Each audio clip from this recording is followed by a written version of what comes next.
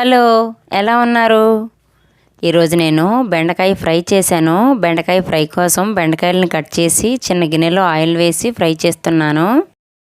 అలా అయితే ఫ్రై కోసం ఎక్కువ ఆయిల్ వేయనవసరం లేదు. ఫ్రై చేసిన తర్వాత కూడా తక్కువ ఆయిలే మిగులుతుంది కాబట్టి వెంటనే ఏదో ఒక కర్రీస్లో వేసేయచ్చు.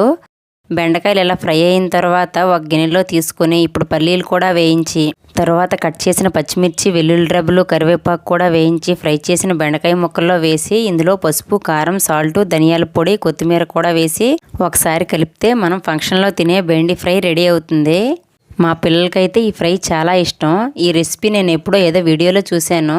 అదేంటో కానీ ఏ రెసిపీ అయినా కొత్తగా చేసేటప్పుడు కన్నా 4-5 సార్లు చేస్తే అది నా ఓన్ రెసిపీ లాగే ఫీల్ అవుతాను నేను.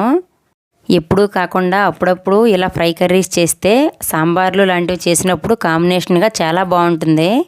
బెండకాయ ఫ్రై మీరు ఎలా చేస్తారో ఇలా ఎప్పుడైనా ట్రై చేశారు?